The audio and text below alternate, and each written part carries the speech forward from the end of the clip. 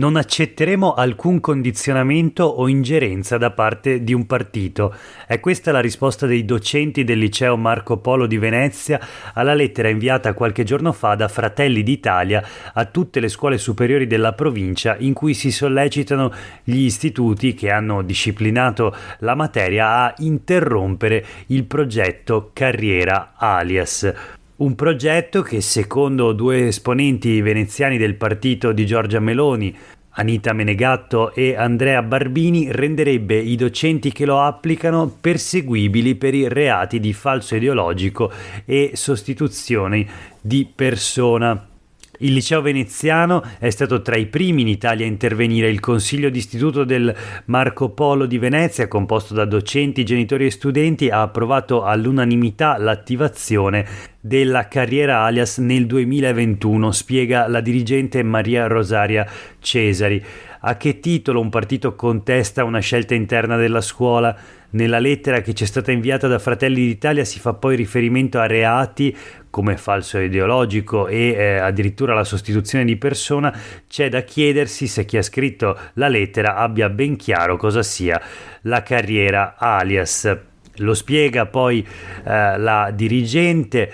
Non c'è alcuna sostituzione di persona, solo un altro nome associato sempre a quello anagrafico per permettere agli studenti che ne fanno richiesta, in accordo con le loro famiglie, di essere chiamati a scuola con un nome coerente con la loro identità di genere. Ricordo che la finalità principale di questo patto è quella di dare agli studenti che stanno attraversando la fase di transizione la possibilità di vivere in un ambiente sereno e inclusivo. Le carriere alias attivate al Marco Polo sono 6, tutte richieste da famiglie di minorenni che stanno attraversando la delicata fase di transizione. Famiglie che in questi giorni di clamore hanno espresso solidarietà alla preside e ai docenti. Questo è Sveglia Veneto, il primo podcast dedicato all'informazione vista da nord-est. Io sono Jack Calcetto, oggi è lunedì 3 aprile 2023. La prima notizia del giorno riguarda i diritti e la Carriera Alias, minacciata a Venezia da una lettera inviata da esponenti di Fratelli d'Italia, il partito di governo in questo momento, non solo a livello nazionale naturalmente con Giorgia Meloni, ma anche nella regione del Veneto. Fratelli d'Italia assieme alla Lega costituisce la maggioranza che sostiene il presidente della regione Luca Zaia. Allora vediamo cos'è successo a Venezia in questi giorni, una polemica naturalmente che vede prima di tutto la risposta da parte della scuola con le parole che abbiamo sentito poco fa, che vi ho letto poco fa, della preside del liceo Marco Polo, ma naturalmente una risposta corale da parte del mondo della scuola. Vediamo anzitutto di che si tratta. Parliamo della Carriera Alias, spiega il Gazzettino, attivata già qualche anno fa in Italia da alcuni istituti superiori. Circa 160 scuole l'avevano attivata a dicembre 2022 su tutto il territorio nazionale.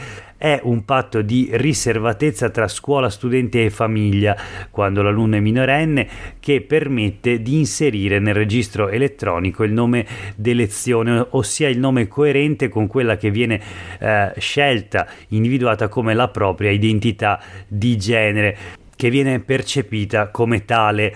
Un nome quindi che verrà utilizzato al posto di quello anagrafico che comunque come appunto spiega la preside del Marco Polo è sempre poi tenuto anche come riferimento nei documenti. Si tratta di un regolamento esclusivamente interno, in quanto il nome d'elezione risulta sempre associato appunto a quello anagrafico nei vari database e comunque non compare nei documenti utilizzabili all'esterno dell'istituto. Non ancora è prevista questa possibilità.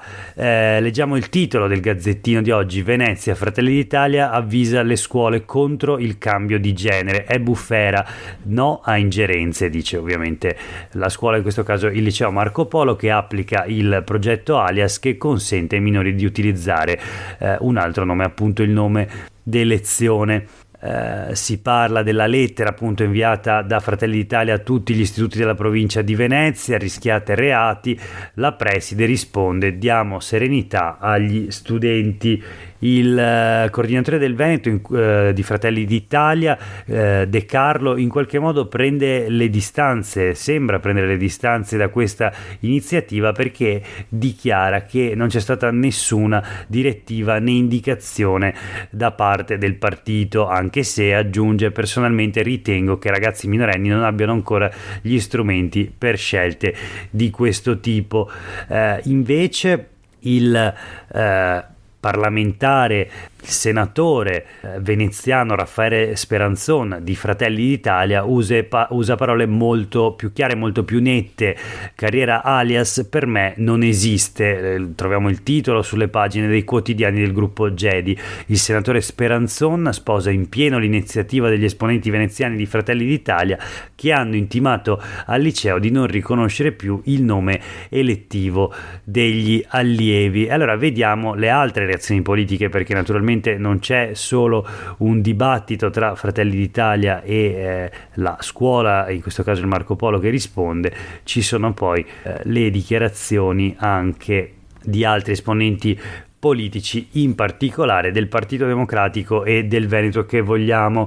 Le opposizioni in Consiglio regionale, ma insomma parlano esponenti anche nazionali del Partito Democratico, dicono un fatto inconcepibile, assolutamente. Allora vediamo: è inconcepibile che ben 2 esponenti di Fratelli d'Italia, su carta intestata di partito, di fatto minaccino una preside e l'autonomia scolastica dell'istituto stesso. È un metodo intimidatorio che sa di squadrismo. Queste sono le parole del deputato del Partito Democratico Alessandro Zan. Il ministro dell'istruzione Valditara non può restare anche questa volta in silenzio. Serve una condanna netta da parte delle istituzioni competenti contro queste pressioni vergognose per ribadire e tutelare l'autonomia della scuola. Sulla stessa linea anche la deputata del Partito Democratico Rachele Scarpa di Treviso. Alessandro Zan naturalmente deputato padovano, ma vediamo le parole di Rachele Scarpa, appunto trevigiana, la più giovane deputata in Parlamento. Fratelli d'Italia attua inaccettabili intimidazioni per riportare indietro un mondo dell'istruzione che sta avanti anni luce rispetto a loro. Ormai è chiaro, è l'esistenza stessa delle persone trans o anche solo del diverso a far sentire minacciati dal profondo i Fratelli d'Italia. Interviene anche Monica Sambo del PD veneziano. Ancora una volta sui diritti la società civile guarda avanti, mentre la destra non sa fare altro che remare controcorrente. Il governo dovrebbe prendere esempio dalle scuole, anziché lasciare che una delle sue forze politiche faccia indebite ingerenze su percorsi di civiltà come le carriere alias. Sul punto chiederemo di discutere con urgenza al prossimo Consiglio Comunale una mozione di solidarietà alla scuola e di condanna a Fratelli d'Italia. Questa Monica Sambo, Partito Democratico di Venezia. Poi abbiamo le parole di Elena Ostanel, consigliera regionale del Movimento Civico Il Veneto che vogliamo. Condivido la coraggiosa battaglia della preside Maria Rosaria Cesari e di tutto l'istituto per non cedere alle minacce che vengono da chi è contro la libertà personale. Pochi mesi fa l'assessore Donazzana aveva definito le carriere alias una follia, lo dichiarava andando contro gli studenti stessi e pure agli psicologi, così come a tanti dirigenti che in questi mesi stanno inserendo nelle proprie scuole appunto la carriera alias. Oggi vediamo un partito probabilmente ebbro di potere permettersi di insinuarsi all'interno della scuola pubblica. La coraggiosa preside fa bene a denunciare questa grave tracotanza. Sono al suo fianco ora che ha subito queste ignobili velate minacce e al fianco degli studenti per ribadire con forza che la strada delle carriere alias non deve essere svilita e frenata, bensì promossa e rafforzata in tutti gli istituti. È una questione di libertà. Ci sono soprattutto sulle pagine dei quotidiani del gruppo Gedi le reazioni degli studenti che dicono: Fratelli d'Italia combatte una semplice misura di civiltà. La scuola, dicono gli studenti, dovrebbe essere il luogo in cui più si combatte per eliminare il patriarcato e imparare la base del rispetto delle diversità, ma evidentemente Fratelli d'Italia vuole togliere qualsiasi diritto alle persone trans. Queste sono le parole di Federica Nalon, rappresentante d'istituto del liceo Marco Polo di Venezia.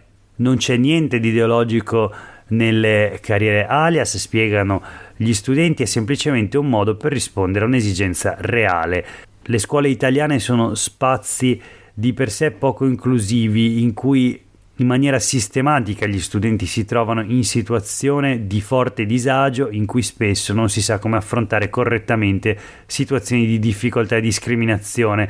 Queste le parole di Paolo Notarnicola, coordinatore nazionale della rete degli studenti medi. Le carriere alias hanno rappresentato e continuano a rappresentare un primo passo verso un nuovo modello di scuola in cui gli studenti si sentano a proprio agio, non arrecano alcun problema allo svolgimento delle lezioni, si tratta esclusivamente di una misura di civiltà. L'attacco da parte di Fratelli d'Italia è esclusivamente ideologico, dice sempre Notarnicola, guidato dalla precisa volontà di limitare gli spazi di espressione della propria identità all'interno delle scuole. Come rete degli studenti medi continueremo a lottare per portarle in tutte le scuole del paese, non ci fermeranno le inutili crociate della destra, e non è escluso che prossimamente vengano organizzate delle manifestazioni di protesta a Venezia, appunto da parte degli studenti. Infine sulle pagine sempre dei quotidiani del gruppo Gedi l'intervista a Maria Rosaria Cestari, la preside del liceo Marco Polo di Venezia, che dice: noi resisteremo a questa ingerenza, l'indipendenza non è negoziabile, i docenti, i professori della scuola stanno raccogliendo delle firme. Insomma, un boomerang questa lettera inviata da Fratelli d'Italia a tutte le scuole e gli istituti della provincia di Venezia contro le carriere alias, una polemica davvero molto estesa, quella suscitata dalla iniziativa del partito di Giorgia Meloni. Proseguiamo con la rassegna stampa di oggi con alcune notizie flash. Inizia a Verona, è iniziato ieri il Vinitaly, la fiera del vino, che si trasforma subito in una passerella per i ministri del governo di Giorgia Meloni. Vediamo subito la cronaca dell'evento sulle pagine dei quotidiani del gruppo Gedi. In migliaia tra gli stand e il governo conquista la grande fiera del vino. L'apertura del Vinitaly a Verona, sfilata di ministri che attaccano il reddito di cittadinanza. Si guadagna fra le vigne del nonno, non sul divano, aspettando il sussidio. Insomma, anche la fiera del vino diventa un'occasione di propaganda politica per i ministri del governo Meloni, e questo occupa sostanzialmente l'intera copertura mediatica, diciamo, sulla fiera. Vediamo anche sul Gazzettino di oggi la manifestazione di Verona, il vino orgoglio italiano, etichette, governo pronto allo scontro con l'Irlanda. Il ministro Tajani dice: difenderemo sempre la qualità dei nostri prodotti. Parla anche Fontana, veronese, presidente della Camera, esponente di Fratelli della Lega, che dice: per noi il vino è un elemento sacro. Salvini assaggiatore, anche da parte sua un messaggio politico molto chiaro: bere non fa male. E il presidente della regione Luca Zaia: qui al Vinitaly vengono tutti, ci sono anche i premier di Serbia e Albania. In agricoltura c'è bisogno di manodopera, non è svilente andare a lavorare in questo settore. Insomma, un putpurri di dichiarazioni da parte di esponenti tutti della destra alla manifestazione del Vinitaly di Verona, che appunto si è trasformata ieri almeno in una passerella per gli esponenti dei partiti della destra. Un piccolo riquadro dedicato alle dichiarazioni del presidente del consorzio del Conegliano Valdobbiadene nel Prosecco di OCG sulle pagine dei quotidiani del gruppo Gedi. Nel padiglione Veneto Bortomiol parla di un pubblico più consapevole in questa nuova edizione del Vinitaly. Insomma, vedremo come proseguirà la fiera. Ma nel frattempo voltiamo pagina con la prossima notizia flash, riguarda la politica a nord-est. L'assessore regionale Roberto Marcato chiede scusa a Fratelli d'Italia, parla di toni eccessivi, dice mi dispiace, e specifica non c'è stata nessuna regia occulta dietro alle mie parole, tantomeno di Zaia. Ma facciamo un passo indietro, cos'è successo? Roberto Marcato ha fatto arrabbiare gli alleati di Fratelli d'Italia. Roberto Marcato, naturalmente assessore regionale della Lega, ha fatto arrabbiare i meloniani così tanto che la Presidente del Consiglio Giorgia Meloni ha telefonato al governatore, al Presidente della Regione, chiedo scusa, Luca Zaia, per lamentarsi. Ha ammesso di aver usato parole forti, Marcato, che però non volevano urtare la sensibilità di nessuno. Il Gazzettino, in un articolo di Alda Vanzan, spiega che cosa è successo.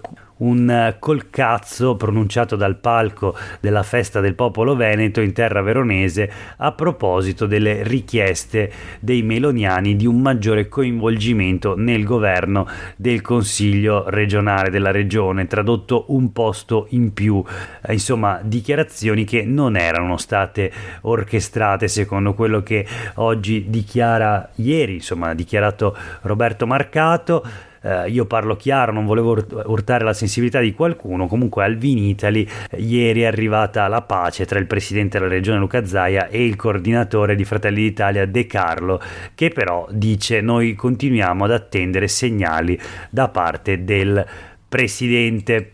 Insomma, momento di trattative in regione tra Lega e Fratelli d'Italia dopo che i rapporti di forza si sono ribaltati alle ultime elezioni politiche. Infine, l'ultima notizia di oggi è una bella pagina dedicata al lavoro, meglio ai lavori, sui quotidiani del gruppo Gedi, una lunga intervista a Jasmine, 25 anni, padovana di Fontaniva, fa la camionista. Fin da piccolissima viaggiava in cabina seduta a fianco al padre. Quando sono alla guida del mio camion mi sento una regina e assaporo la mia libertà, racconta in questa intervista firmata da Enrico Ferro. Per oggi è davvero tutto, grazie per aver ascoltato questa puntata di Sveglia Veneto. A tutte e tutti voi una buona giornata.